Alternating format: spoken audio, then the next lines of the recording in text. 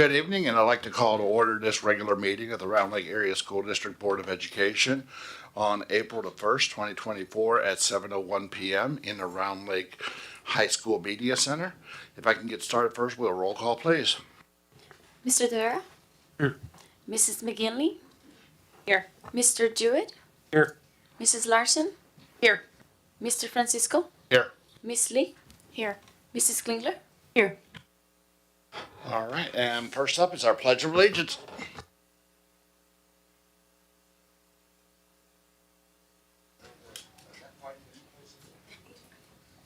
I pledge Allegiance to the flag of the United States of America and to the republic for which it stands, one nation, under God, indivisible, with liberty and justice for all.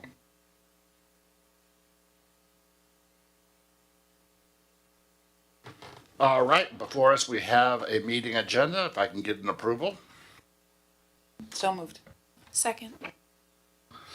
Motion by Ms. Larson, seconded by Ms. Lee. Roll call, please.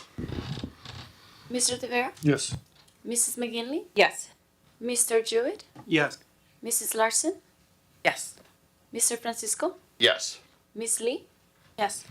Mrs. Klingler? Yes. Motion carries. We have an approved agenda. And first up on that is special recognition and presentations and our incredible middle school wrestling state qualifiers. So to continue the excitement we had last month with wrestling in the district, I just want to introduce Mr. Skaya and Mr. Hoffman, our athletic directors at the middle schools, who will talk about our wonderful athletes.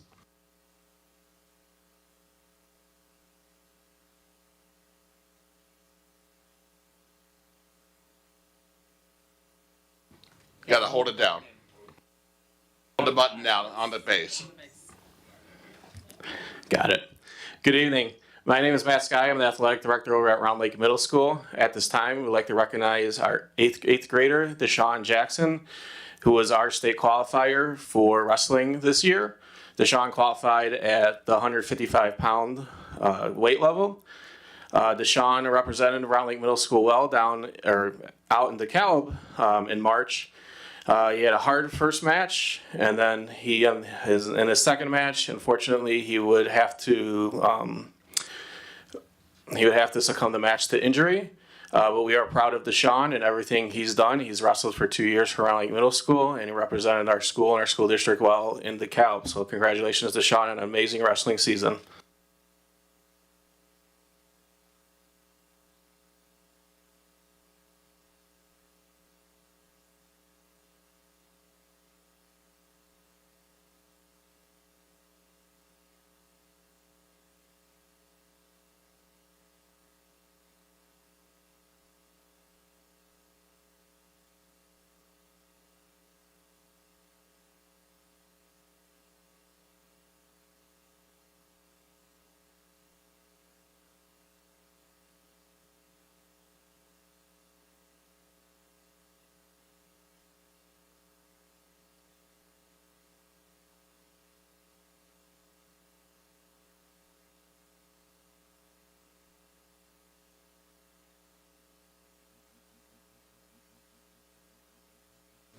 Good evening, everybody. My name is Jerry Hoffman. I am the athletic director at McGee Middle School.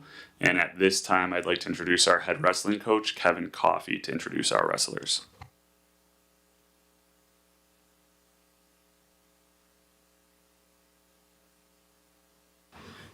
Thank you, Mr. Hoffman, for that stirring introduction. So again, my name is Kevin Coffey, and I'm the head wrestling coach at McGee. And up here with me, I have Ivan Alejandre, 7th grade wrestler, wrestled at 275 pounds. And I have 8th grader Raul Martinez, wrestled at 100 pounds, and both were state qualifiers. Over on the far side there is our assistant coach, Nick Pagarsh, and also our assistant coaches, Tom Brown and Scott Burgett could not be here tonight, but we definitely want to recognize them as well. So these two gentlemen had a very good season, represented McGee very well. And last year when I stood before you, I said that you could expect big things from our program. And I believe that we've really, as a program, done a lot of cool things. We added a bunch we added a quad, we added a tournament at our school.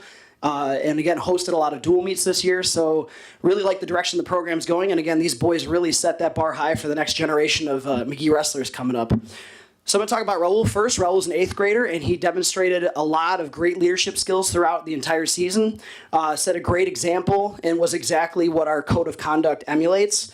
And Raul took first place in conference, took first place in the regional, took 4th place at the sectional, and then made it into the top 12 at state. So he lost his first match, but ended up winning his second match, which qualified him for the next day. And then unfortunately lost that match the second day. But as we say, if you win a match downstate, you really show that you deserve to be there. So that was a great accomplishment for Raul there.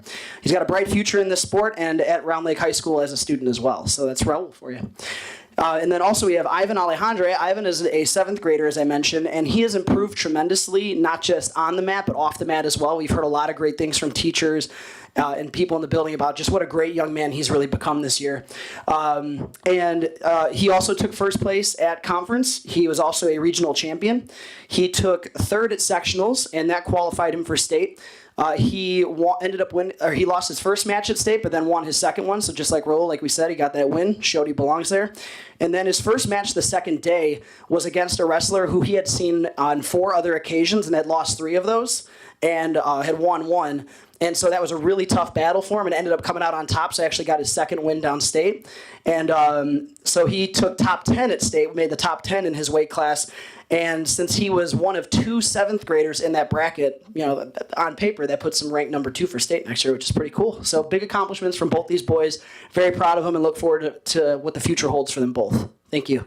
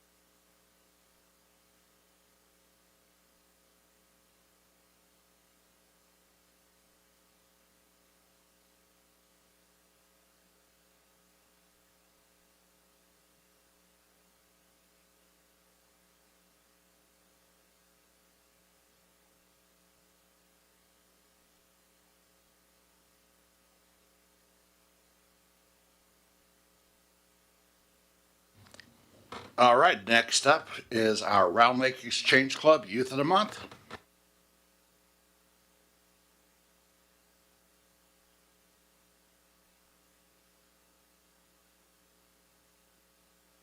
Okay, good evening, everybody. Tonight, we're going to have Amanda Smith, one of our school counselors. She's are going to introduce the Round Lake Exchange Club Youth of the Month.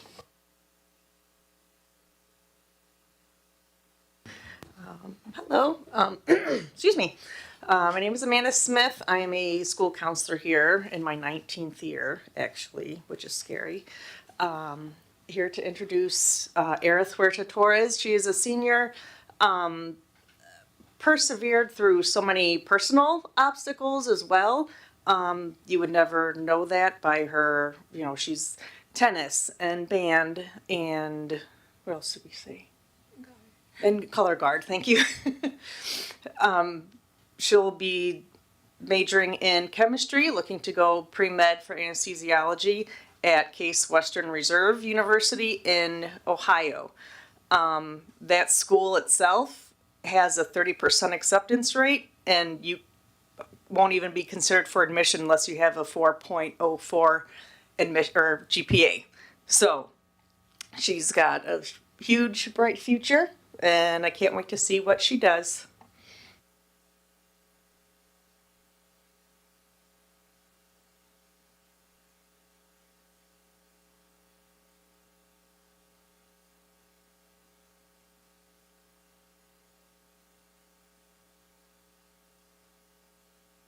Hi. Hello. Okay. My name is Aerith Huerta Torres, and I'm part of our ever-growing Diversifying Youth. So, diversity is defined as the practice of involving or including a range of ethnic and socioeconomic backgrounds. This includes promoting the idea of equal treatment and fairness among wide ranges of people that live in the United States of America. We've had countless people like Frederick Douglass, Dolores Huerta, Yuki Kochimura, and many more fight for civil rights, even with constant backlash to protect the future generations against discrimination and hate. Through all their struggles and fights that allow us to be where we are today, we are now in a privileged position to be able to push for equality, equity, and diversity in workspaces, media, without the fear of being harmed or killed. We are privileged as youth to be able to access social media and view people from various parts of the world with their own unique stories and experiences. When just a century ago, the only media stars were white men and women on black and white TV screens, and the only toys that were human were white and blonde Barbies. But now the youth are being brought up into the world with toys that have darker skin, different hair textures, different physical abilities, and etc. They get to see beautiful stars on TV with melanin and coily hair. Since 2010, our youth has been becoming more diverse in expression and race due to the decreased stigmatization of being who you are and loving who you love. This means people define and identify themselves as other than the heterosexual, cisgender, and/or white majority. This means our workspaces, our schools, and our media, and our communities don't look the same as they had in the 20th century. Every community that welcomes diversity in their environment develops a more welcoming, open, and inclusive place that people feel more inclined to call their home. Since our youth is diversifying within their population, the media, such as movies and social media, will begin to represent the way our youth is represented in the US. And we cannot stop this advancement. We have many younger people that state that large representation in the media helps them become more confident in who they are and what they stand for. They are able to feel reassured in who they are. Growing up, I saw a lot of kids who looked like me in a school because I was fortunate enough to live in an area with people who looked like me and also came from an immigrant family background. Whether they were from Mexico or Poland, Round Lake High School is proudly predominantly Hispanic. All of our classes, sports, teams, extracurricular activities have various groups of people who come from different life situations. So it was a shock every time our school went against other schools because their sports team didn't have as much diversity as ours. Once again, I experienced another culture shock when I attended Emory University for a summer class when the majority of people who arrived to the college sign-in tables didn't look anything like me.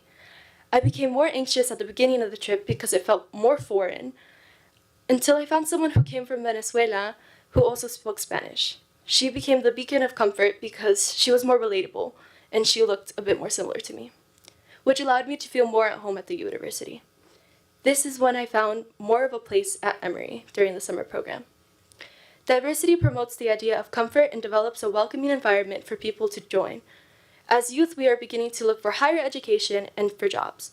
We are going into many different form environments in the coming years that will make us uncomfortable. And to cope with this discomfort, similarity is one everyone can rely for comfort. Culture is one of the easiest ways to bond with people, whether it's introducing people to a new culture or just bonding over similarities and differences within one.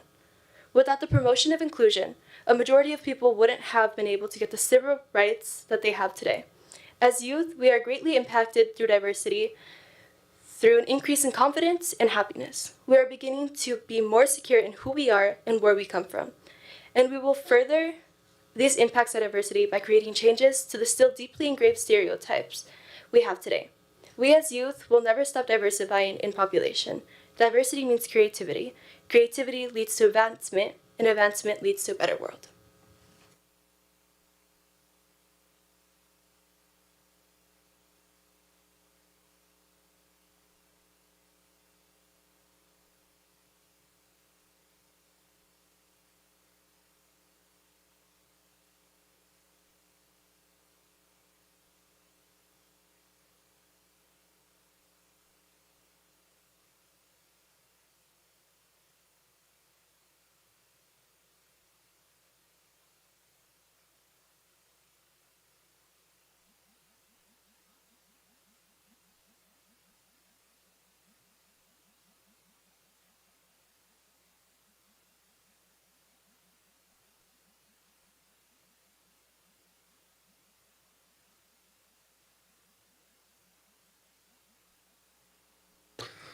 All right, next we will transition into communications to the board.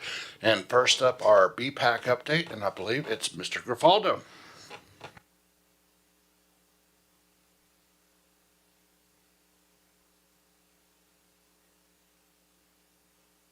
Okay, so everybody knows who I am. I'm Mr. Grifaldo.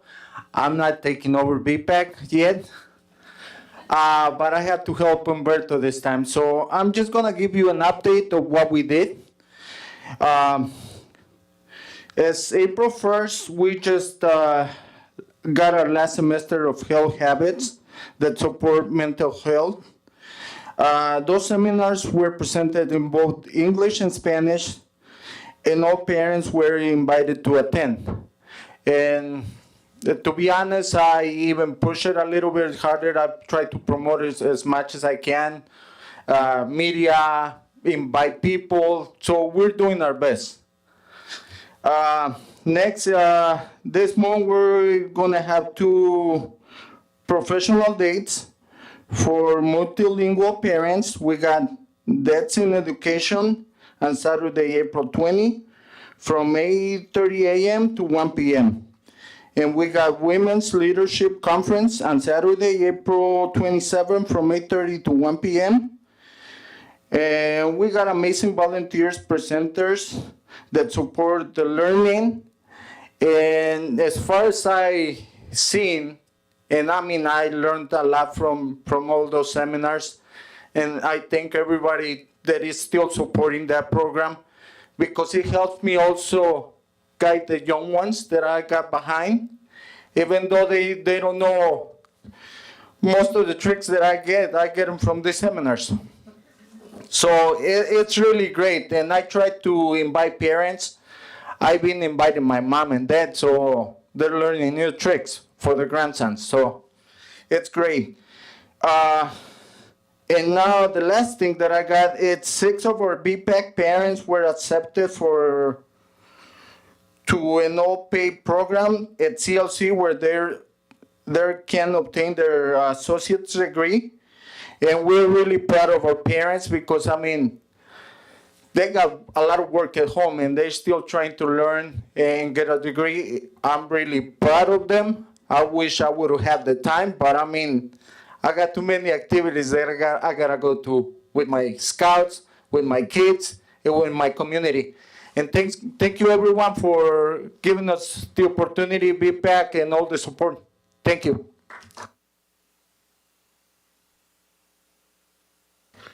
Thank you, Mr. Grifaldo. All right, next up is our return of kindergarten partner school configuration update. Okay, so this is a similar slideshow as you've seen in the past. We just put some updates on some of the slides. So again, you all know how our schools are configured next year, but this is the layout that we've been using. These are the planning committees that were developed to plan for the transition into the new structure for next year. And then we'll just go into each one of them. So school boundaries, not a lot of new information here since we knew pretty early on this year that we weren't making any traditional school boundary changes, but just noting that our special program locations were determined in December and those were communicated when we did the staff assignments. And then our student placements were put out on January 31st. And we've been sending updated notices to families who are new to the district since that time. For staffing, we currently have 8 staff that don't have formal classroom placements for next year. These are the positions that we will place if through attrition. So if we have staff that are leaving the district, then we will place them into these roles, and we are having conversations on how these staff will be utilized if we aren't able to place them in a traditional classroom next year over the next month or so. As you know, we posted the 6 bus driver positions that the board approved just a couple months ago, I believe.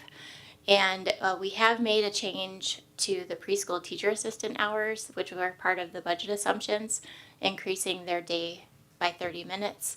They assist with the bus monitor role at the preschool level at the beginning and end of the day. For programming, we are in the process of developing the stipend timeline assessment. For example, our SILT team, School Improvement Leadership Team stipends, those are going to be reposted.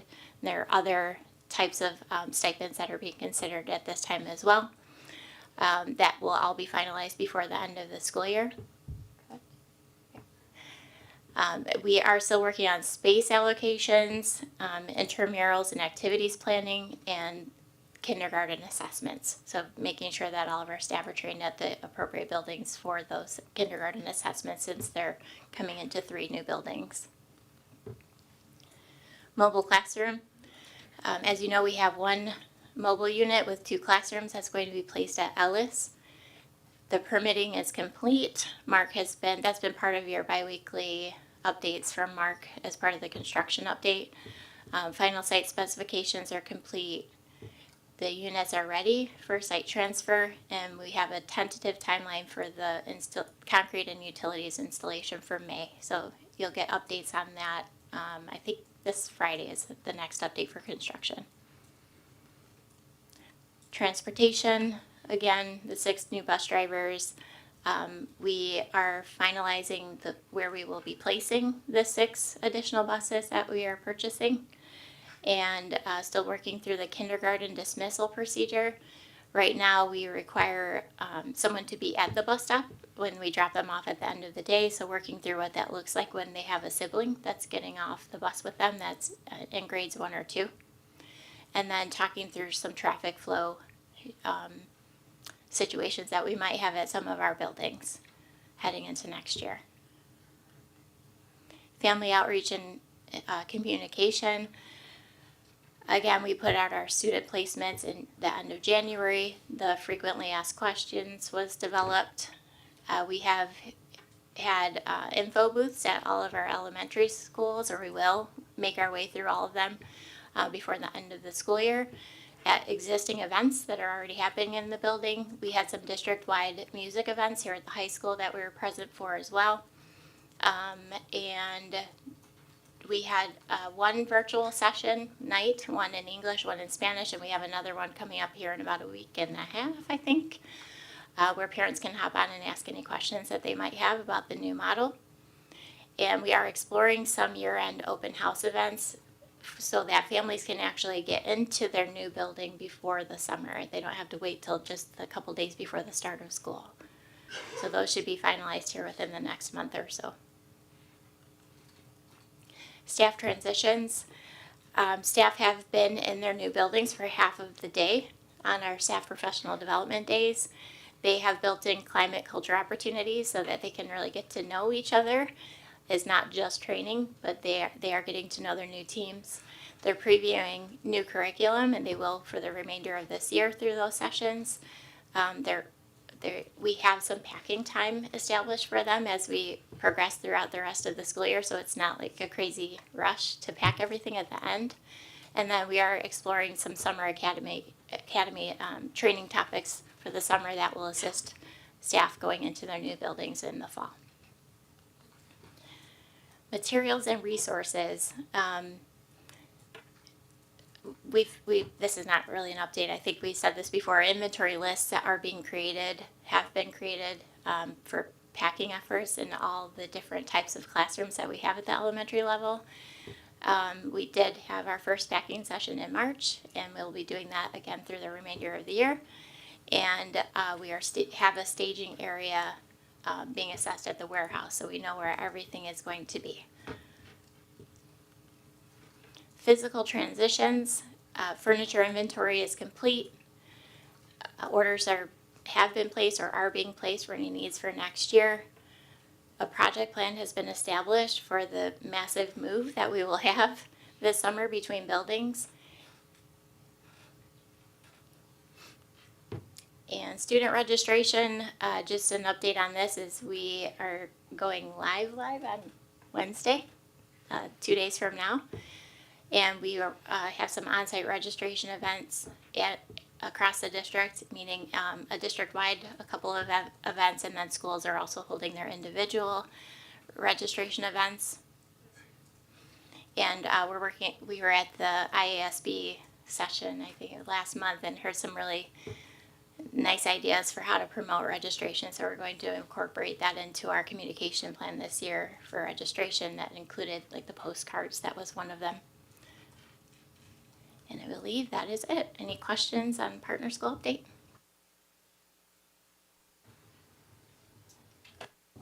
What kind of feedback have you seen so far? So after the initial announcements at the end of January for the student placements, we did have some questions come in. Most of them either had to do with transportation. So if I have students at 2 different schools, how does that work? Or programmatic. So one of my children might be placed at a specific building for a programmatic need, whether it's special ed, most likely special education programming. But my other child is at their home school, home partner school. So why is that the case? So Dr. Apgar handled a lot of those calls to kind of walk them through why we have placed them as we have and how the programming is at each of the buildings. And I think in all of those cases, it just felt better about the process, understanding why the decision was made to place them at a particular building. And that really was the majority of them. Some, a few that came through just voicing displeasure about the model that we have. But we are working through some potential solutions for parents that are running into difficulty getting their kids to multiple schools in the morning or getting them at the end of the day. We did an assessment just a few weeks back. We have just under, I think, 1,800 households at the K-5 level. So we wanted to see how many of those families are split between the 2 or more elementary buildings, and 200 of those, approximately 1,800 families, do have children at multiple elementary schools. So some might be in K2, some might be in 3-5, so that's why they're split for the majority. So we're exploring opportunities that we might be able to share with families on before and after school care, and also doing an assessment of transportation is running sample routes for those families that will receive transportation. What time are they getting them on the bus compared to what time are they needing to get their other child who might be a walker, to their closer home school. So we'll be looking through that over the next couple weeks, and then targeting communication to those families on before and after school care. That might be an option for them to help with those challenges that they might be facing.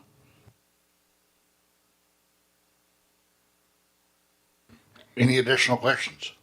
I do have a question. It's not necessarily pertaining to the planning of the return of the kindergartners, but it does relate to the return, and that is our exiting of Plevioc and making sure we have a exit plan for that building, because we know we have materials and assets that we need to remove from that building. Yes, Dr. Lamping has been the lead on that physical transitions committee, and they've talked through that as well. So that's part of their work in determining the dates and what needs to come out and when that needs to come out in the cleaning, all the things associated with vacating Plevioc. Just wanted to make sure that's also on our radar and part of this return of kindergarten. Thank you. Hearing no additional questions, next we'll move to the board self-evaluation. Just as a reminder, board, we have it scheduled for April the 17th, and that is going to be at the bank building, if I'm not mistaken. Yep. It will be, for those that were on the board in 19, we're going to go back and redo the Myers-Briggs personality test, the step 1 of that. Which is good because it'll give all of us the ability, with having Ms. Lee now on it, to recycle that. And then it also creates the ability, assuming the board stays consistent, to the next year we can have a step 2 process, which there's a second class of that where it goes from the deeper dive into how to work with the individual components. So definitely looking forward to that. Any questions in regards to that from anyone? Anything you want to add, Don, from the meeting No, we had? we had a good meeting today. I will provide a summary in the weekly from Laura Martinez, who will be facilitating the session this Friday. And then I'm also going to be emailing her board superintendent communication expectations, the updated version with the social media guidance. She'll also, I believe, run us through an exercise with that too. So I like doing the Myers-Briggs, believe it or not. I think it just helps us understand each other. And so, yeah, I'm looking forward to it. All right, hearing no additional questions on that. Next up is review contracts under 1,000. Looks like we had the Indian Hill. Any questions from the board in regards to reading with the goats?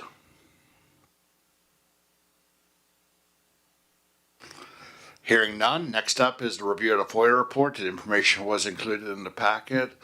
Anyone have any questions or like a deeper dive from the administration in regards to? Hearing none there, we will now transition to public comment.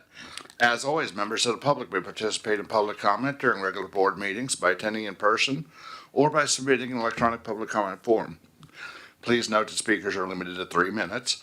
Electronic public comments will be accepted up until noon on the day of the regular scheduled meeting, and the public commenter will be contacted to confirm identity.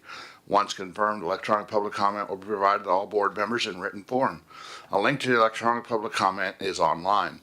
We did not have any electronic public comment, so do we have any public comment?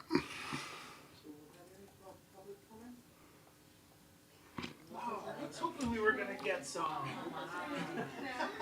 Oh, it looks like Mr. Gafald is going to step up. Well, I have to. First of all, I gotta say thank you to Heather Bennett because she was my first person that I had to bring 2 scouts to talk to her about some concerns. I'm actually working with these scouts to do citizen and the community merit badge. So I might be reaching out to some of you to have a few questions for you to answer to them. And that's what I bring up to one of our board meetings to see how it works. And Heather, thank you so much for your help. Thank you, Mr. Capaldo. And thank you all for attending. Definitely enjoy having people here. That's what we like seeing. All right, then next up after public comment is the superintendent's report, and we'll turn it over to Dr. Mendoza. Thank you, Board President Francisco and Board of Education. Below is a list of recent donations. We are notifying the board in compliance with board policy. A thank you letter will be sent from the district to each donor. First donation, school supplies, books, games, clothing, enchanted backpack to Village Elementary School. 4 tickets to the Kane County Cougar game for end of the year family raffle event donated by the Kane County Cougars to Village. 4 tickets to the Kenosha Kingfish. What is that? Does anybody? It's baseball. Just like That's Kane awesome. County. 4 tickets to the Kenosha King. I've never heard of the Kenosha Kingfishes. And 4 hats for the end of the year family event raffle. Kenosha Kingfish, Village Elementary School. Again, class set of books from the book fair, also to Village, from Joshua Zapata. The following grant was recently awarded by the Round Lake Area School District Education Foundation. End Hygiene and Security, $995.95. Amy Tauscher, Mindy Phillips, and Dorothy Bleeker, John T. McGee Middle School. Funding for the next 2 years, a purchase of a clear pouches and flushable wipes, deodorant wipes, and deodorant. That concludes the superintendent's report. Thank you, Dr. Mendoza. Any questions or follow-up for Dr. Mendoza? Hearing none, we will now transition to the committee reports, and we had a community engagement committee update. We did, in fact. Hello. This will be quick. As Heather Bennett recapped one of our main items that we discussed beautifully, so I don't have to do it now. The first one that we talked about on the agenda was the feedback from the 2024 Parent Teacher Advisory Committee meeting. I want to publicly call out and thank my counterpart here. I was unable to attend, and I appreciated it, and thank Miss Heather Bennett. The 5 areas that they discussed were student behavior code, health and wellness, school safety, new procedures for 2025. That also included the student cell phone use, and then the new partner school model. They had a group of shareholders, stakeholders from our community, including parents covering all of our grades attend, so everybody was represented with the parents. But basically, what we took out of that was there was no formal recommendations suggested, but we did take away that we want to be very intentional about our communications with our parents. And then they're going to actually bring this procedural changes to the full board on the 4/15 meeting, so you guys can look forward to seeing that. Yeah, administration, excuse me. Pardon? On the cell phone, yeah, the cell phone usage specifically. Just so that if there's any questions or any concerns, because I do believe we're gonna have some feedback from the community on that. Both good and bad, I think, but there will definitely be feedback, so. Anything you wanna add? The next thing we talked about was the revised 2024-2025 school calendar. Basically, this was made in an effort to increase instructional time that's live. Currently, the school calendar includes 9 staff professional development days. Obviously, on these days, the children do e-learning. The request at this time is that they revise it to have the staff professional development days go from 9 days to 4 days. They do have support from Earl on this, and the days would be moved from Wednesdays to Fridays, owing to the fact that they're seeing a little bit of decline in people participating in the days on Wednesdays. So this is something that they do have support on, and their intent is to review it and to see after this year how it goes. Anything that you want to add? Just to clarify in that, the reduction from 9 to 4 days will be for preschool and middle, high school, and transition center. Our K-5 calendar will remain at 9 days because of the new curriculum adoptions that we're rolling out next year. But we will be shifting those days. All but one will move from Wednesday to Friday, and the other remaining one will be on a Monday. Yes. So we will have 2 different calendars going. So it'll be really important for us to communicate with our families that there is a difference between the grade levels there. I was getting to that, but yeah, thank you very. No, you're totally good because I did ask if you had anything to add. Can I ask something about that? So that could potentially be if I have 2 students. Oh, sorry. Thank you. If I have 2 students that are in different grade levels, and if they could be, so that's like 13 days I could have to consider as a parent. So the 4 that the secondary will have and preschool are the same days as the elementary. Good question though. Anything you want to add? Okay. Anything else that I missed? Okay. So the next thing that was on the agenda was the partner school update. Ms. Bennett went over that actually quite well. So you guys saw, if there's any questions you have, just let me know. And then the last thing that was on the agenda was the monthly snapshot. So if you get a chance to review that, we're noticing a trending towards Instagram actually. For a long time it was Facebook, and it's trending to be Instagram is now the favorite that we're seeing more people interacting with. There's still the same amount of followers on Facebook, but Instagram seems to be getting more play. So, and then that's, I think, all we have. Yeah. Anything else that I missed? Okay. Thank you guys. Thank you. All right, we will now move to approval of open meeting minutes. I need a motion to approve the March 18th, 2024 regular board meeting minutes. So moved. Second. Motion by Mr. Jewett, seconded by Ms. Klingler. Roll call, please. Mr. Tavera? Yes. Mrs. McGinley? Yes. Mr. Jewett? Yes. Mrs. Larson? Yes. Mr. Francisco? Yes. Miss Lee? Yes. Mrs. Klingler? Yes. Motion carries. Right, I need a motion to approve the consent agenda for the following items. The accounts payable report for $1,992,158.61. April 1st, 2024 employment report. So moved. Second. Motion by Mr. Jewett, seconded by Ms. Lee. Roll call, please. Mr. Tavera? Yes. Mrs. McGinley? Yes. Mr. Jewett? Yes. Mrs. Larson? Yes. Mr. Francisco? Yes. Miss Lee? Yes. Mrs. Klingler? Yes. Motion carries.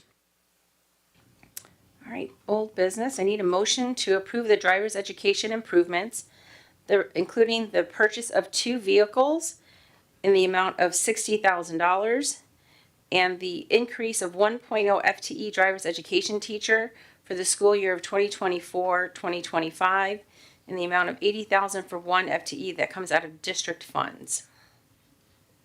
So moved. Second. Motion by Mr. Jewett, seconded by Mrs. Klingler. Any questions? If I could, again, this was at the last Finance Committee meeting. Again, this is, we're using, as mentioned in the motion, district funds and Title I funds. Obviously, district funds for the FTE and then Title I grant funds for the driver's education vehicle. And again, this is to hopefully alleviate some of the issues that we've all heard in regards to getting your students to partake in their driver's education. This will increase that availability for students and families. Thank you. Hearing no extra questions, roll call, please. Mr. Tavera? Yes. Mrs. McGinley? Yes. Mr. Jewett? Yes. Mrs. Larson? Yes. Mr. Francisco? Yes. Miss Lee? Yes. Mrs. Klingler? Yes. Motion carries. I need a motion to approve the increase of 4.0 FTE bilingual teachers for the 2024-2025 school year to provide multilingual instruction and English language support at the middle school level in the amount of $320,000 out of district funds. So moved. Second. Motion by Mr. Francisco, seconded by Mr. Jewett. And thank you, if I could, again, this came up at the last Finance Committee meeting. Again, this is a mandate in regards to those bilingual teachers, with the request being 3 for Round Lake Middle and 1 for John T. McGee. Thank you. And roll call, please. Mr. Tavera? Yes. Mrs. McGinley? Yes. Mr. Jewett? Yes. Mrs. Larson? Yes. Mr. Francisco? Yes. Miss Lee? Yes. Mrs. Klingler? Yes. And motion carries. I need a motion to approve entering into a contract with the NSTA for professional development services in the amount of $22,800, funding out of fiscal year 24 Title II grant. So moved. Second. Motion by Mrs. Klingler, seconded by Mr. Jewett. And again, if I could, this was again brought up at the Finance Committee meeting. Again, the NSTA, meaning National Science Teacher Association. Again, this is professional development for our teachers. This will be held on professional development days, so so that we can include all those teachers in that professional development. Hearing no additional questions, roll call, please. Mr. Tavera? Yes. Mrs. McGinley? Yes. Mr. Jewett? Yes. Mrs. Larson? Yes. Mr. Francisco? Yes. Miss Lee? Yes. Mrs. Klingler? Yes. Motion carries. I need a motion to approve entering into a contract with the University of Illinois Cook County Extension Office for professional development services in the amount of $1,690, funding out of fiscal 24 Title II grant funds. So moved. Second. Motion by Mr. Jewett, seconded by Miss Lee. And again, this was brought at the last Finance Committee meeting. Again, this is for our middle school science teachers. again, this is for all our middle school science teachers. And again, this will be held during our professional development days. So there's no impact on instruction. Hearing no additional questions, roll call please. Mr. Tavera? Yes. Mrs. McGinley? Yes. Mr. Jewett? Yes. Mrs. Larson? Yes. Mr. Francisco? Yes. Miss Lee? Yes. Mrs. Klingler? Yes. Motion carries. I need a motion to approve the contract for big tent events in the amount of $2,209 for the high school graduation ceremony. So moved. Second. Motion by Ms. Lee, seconded by Mr. Jewett. And again, this contract was brought forward to finance, and it's hard to believe another graduation ceremony is upon us. And again, this is for the tents for that ceremony. Hearing no additional questions, roll call please. Mr. Tavera? Yes. Mrs. McGinley? Yes. Mr. Jewett? Yes. Mrs. Larson? Yes. Mr. Francisco? Yes. Miss Lee? Yes. Mrs. Klingler? Yes. Motion carries.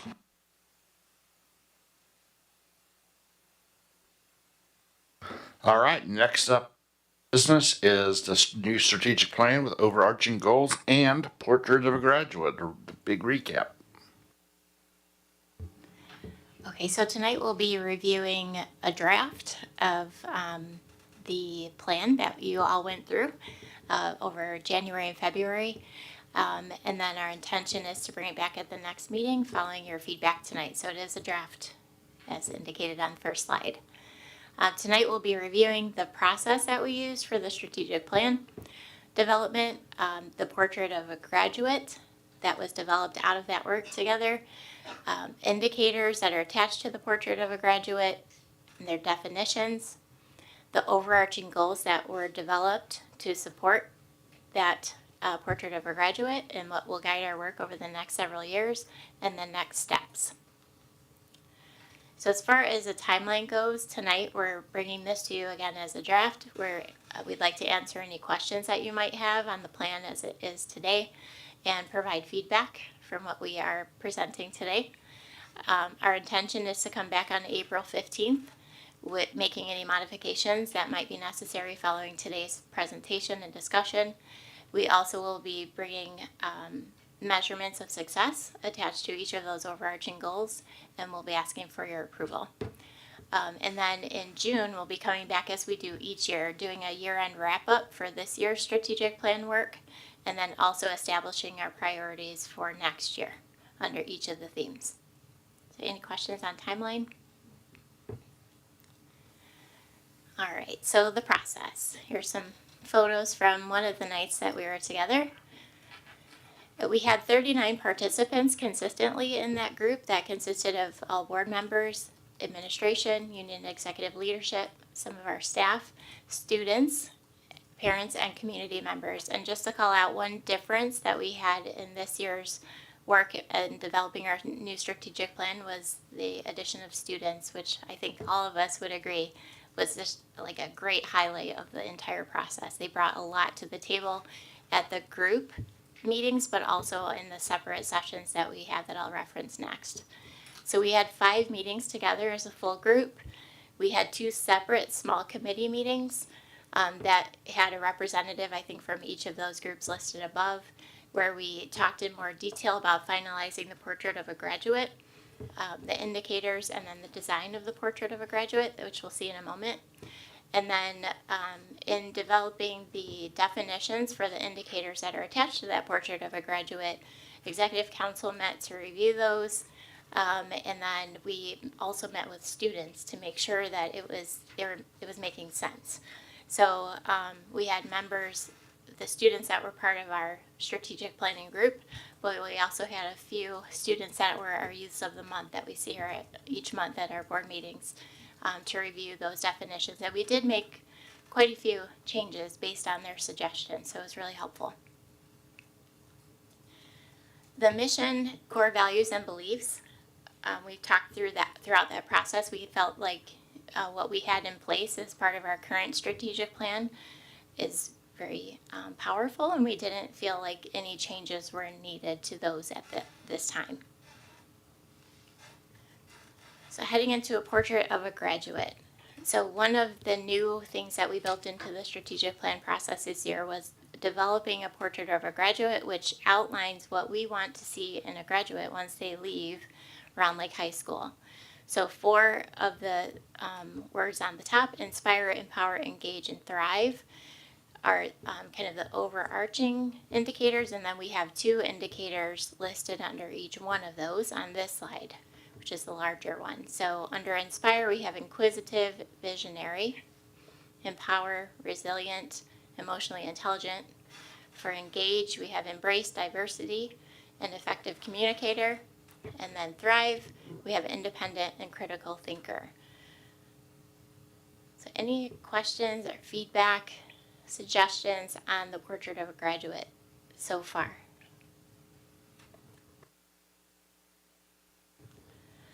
All right, next are the definitions that I mentioned before. We drafted some examples, we reviewed at cabinet, and then we brought it to the students for feedback. So I won't read all of this to you, but you have it in your slides. But under inspire, again, we have inquisitive and visionary. Empower, we have resilient and emotionally intelligent. And I do want to mention, we had Carolyn Corcoran. She joined us for this session with students, and we also had Liz Dampf join us. She's like the perfect wordsmith, so she was really helpful in helping the students and us have a conversation about the proper wording in each of these definitions.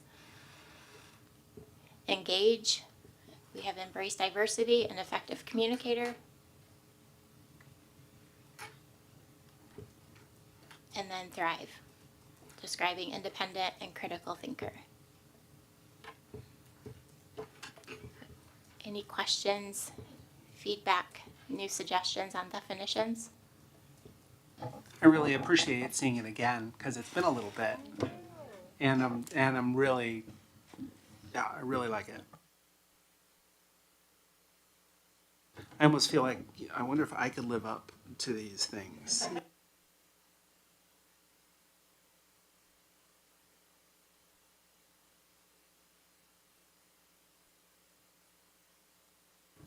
Okay. So next we'll go to overarching goals. So these were developed during the strategic plan process, and again, we brought this back to cabinet. We reviewed, we assigned specific department leads to each of the goal areas so that we can come back for regular updates and determine those measurements of success in each of them. So again, I'm not going to read them, but we did this work together as the committee, and the goals, we felt how they slotted best under the inspire, empower, engage, and thrive sections. So these are the teaching and learning goals. There are 5. And remember, we didn't put years on this. This is a little bit different than how we've been operating for the last several years. So we will be able to pick off pieces of these goals each year. Yeah, it's really good to see all the work that the committee did, and it was just, it's amazing when you see it all written out like this, just how in-depth we really got, which is great. So thank you.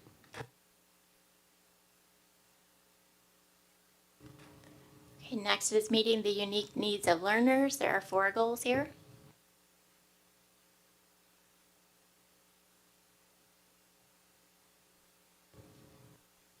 I think we caught all the acronyms, though. We'll double check here.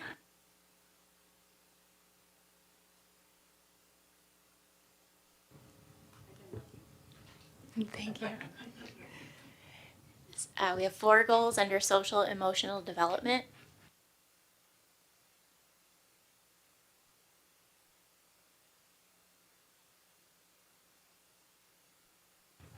Four goals under parent, community, and school partnerships.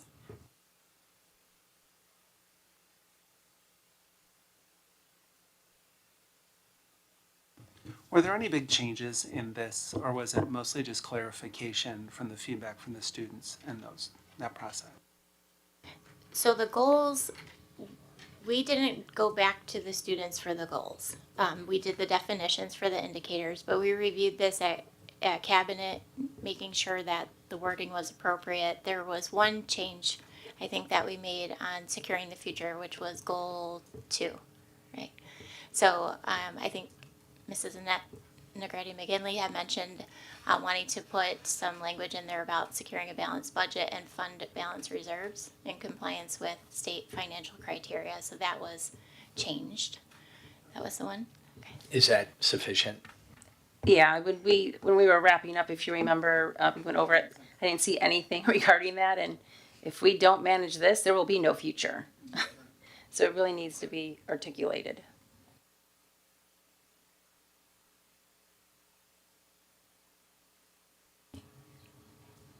And then just noting, you know, when we were going through the process, we didn't necessarily have a goal in each of those quadrants. So there is not one set for engage under securing the future. So that's intentionally blank there. So just 4 here. That's all of our goals. Do you have any questions or feedback on the portrait of a graduate, the definitions of the indicators, or the goals that we're proposing this evening? Or is there anything else you'd like to add? No, just we're going to be the next meeting. We're going to ask you to vote, and it's literally all of this. And what we'll have added are the measurements of success, and you're going to see both qualitative and quantitative measures. So you're going to see, you know, for example, SAT scores will increase, an increase in SAT scores, an increase in IAR scores. But you're also going to see some process-related metrics. So if we say, the one I keep thinking of is build a 3-year professional development plan, well, the evidence is where's the plan, right? So we'll be able to show you evidence of a plan. So we're going to have both in there. And then consistent with what we do, once you've approved those, then you're going to, I think it's the administration's responsibility to develop the action steps, which we will do. And then we'll follow the cadence that we're used to in terms of updating you monthly with progress on the goals as we normally would. So that the biggest difference is, if you remember last year, we had like greatness indicators, which is a compilation of things. That's not how we're going to measure it this year. It's going to be quantitative, qualitative, and quantitative metrics. So.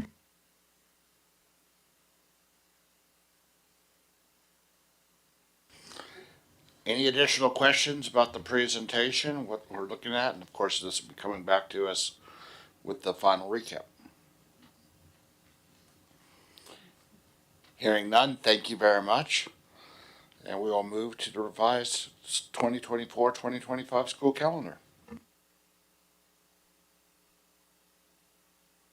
Okay, so we did a little bit of an update after our following community engagement, but we have it on here for full board as well. We're not asking for action tonight, but we'll bring it back on April 15th, requesting action. So again, just some call outs. We have reduced the number of staff professional development days from 9 to 4 at the preschool, middle, high school, and transition center levels, and have moved the dates from Wednesday to Friday with the exception of one day, which is a Monday. And then at the K-5 level, we will keep the 9 staff professional development days, move them to Fridays with the exception of one, which is on a Monday in November. And the reason for that, keeping the 9 days, is because of the 4 different curricula that we will be rolling out at the elementary level next year. So really needing that time for additional training for staff. And then it will be our intention to come back each late fall, right, like November, December, proposing the next year's calendar for those professional development days. So we'll be assessing what the needs are at each level. At this point, I think we would say it would be our interest to bring down the number of staff professional development days for the K-5 level the following year. But again, we'll do a comprehensive assessment on what is needed at each level and then bring that back to the board in November or December each year. Thank you for that. Any questions from the board in regards to the updates? I think, if I could, I know one of the questions asked just for, so the board is aware, was if the union is, while the union's in support of moving from Wednesdays to Fridays, if the union had gotten a feel from their membership about such a reduction in professional development days from 9 to 4. I mean, it seems like a lot, right? And what their membership felt in regards to that, if they supported that. And Mrs. Bennett did speak to that and say that they agree with it. And again, and Mrs. Klingler mentioned it with her report that they would evaluate it at the end of the year. But it's just, I think it's something worth to call out that we noticed that reduction from 9 to 4 is a big reduction in professional development days.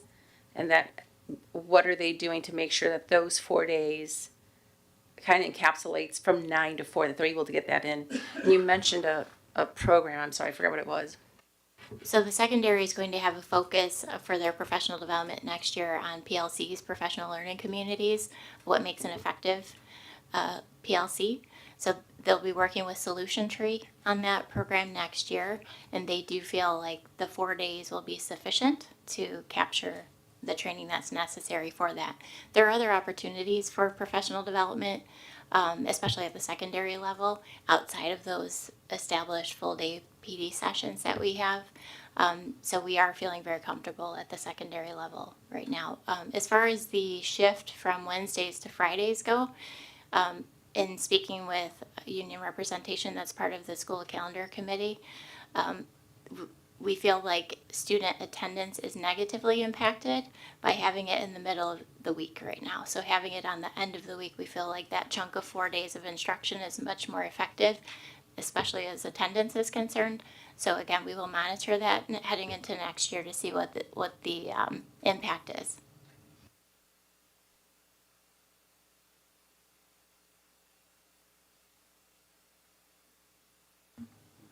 All right, hearing no additional questions, thank you for that.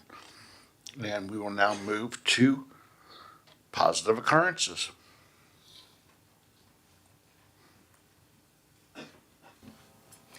You'll have to forgive me because I was a little muddled the night I went, but they had the elementary schools all do their singing together. So I do not recall what that's called. I'm so sorry. But it was lovely and the children were amazing. It was the choir, Yeah. elementary choir Like festival or something. festival. Yes, My son something was like in that. it. I think that was it, actually. It was lovely. The children were super cute and it was well organized and I thought it was lovely. Thank you. Anybody else? I'll just say that boys volleyball is underway, and it being a new sport, second year, boys volleyball for Round Lake. It's great to see the strides they're making from last year. I came right from a game. I missed some of it. I don't know what the outcome was, but it's great to see all of the boys participating and growing as a team. I also got to participate in the parent-teacher advisory committee a week and a half ago. It was a great opportunity. I really appreciated the great discussions that were had, and I felt like I could participate both as a board member and as a parent. So it was, I thought it was really a great experience. Thank you. I can definitely concur on the volleyball. We rushed all the way over here from Lake Zurich after watching the first half of that game. So, yay.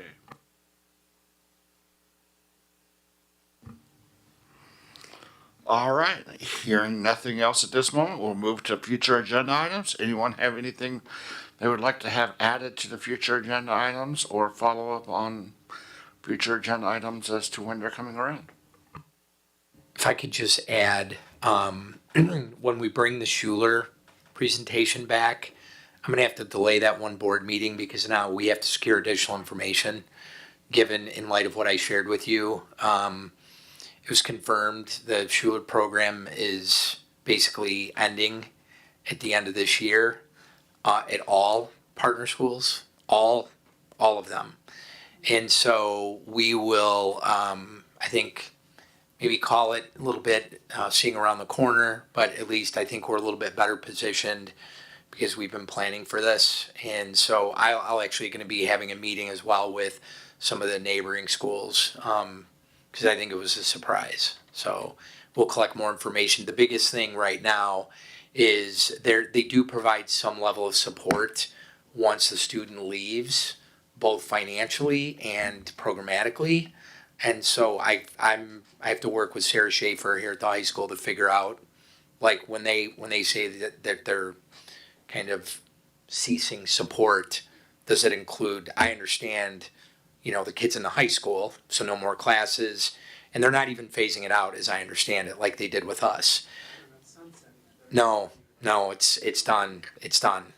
And so I'm wondering, I think I know what the answer is, but I'm gonna wait. What happens to the kids that are in school that just left, that are in college, that maybe we're relying on some of the financial support? So we'll have to see how that plays out.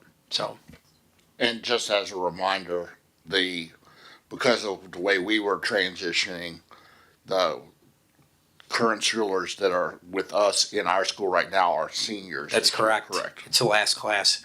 Dr. Rowling, how many do we have? Is there six? 6 seniors?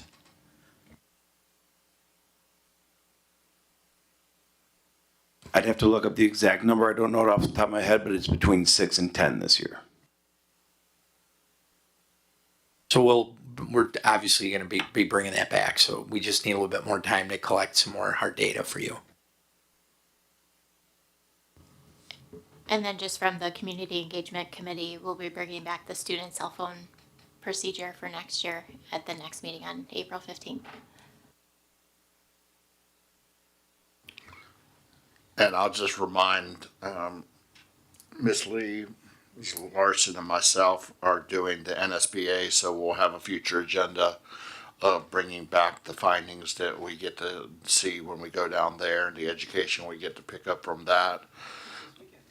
That's this weekend, correct? And then also, Dr. Apgar and I are going to be able to attend Springfield, the Ed Red Advocacy Day next Wednesday. So we'll be bringing that back as well.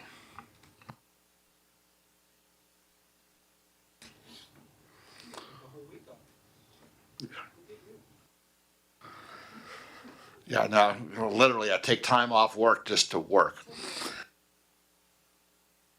All right, next up is the approval of closed session minutes reviewed at prior meeting. I need a motion to approve the March 11th, 2024 closed session regular board meeting minutes. So moved. Second. Motion by Ms. Lee, seconded by Mr. Jewett. Roll call, please. Mr. Tavera? Yes. Mrs. McGinley? Yes. Mr. Jewett? Yes. Mrs. Larson? Yes. Mr. Francisco? Yes. Miss Lee? Yes. Mrs. Klingler? Yes. Motion carries. All right, next up, I need a motion to convene in closed session as permitted by statute 5 ILCS 120/2 for the purpose of discussing the following. Closed meeting minutes, 5 ILCS 120/2C21, and employment matters, 5 ILCS 120/2C1. So moved. Second.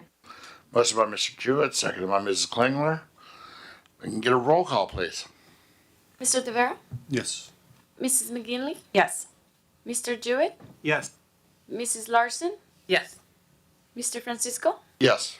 Miss Lee? Yes. Mrs. Klingler? Yes. Motion carries, and that brings us to the end of our open session for this evening. We thank you very much for everyone who attended here in person as well as online.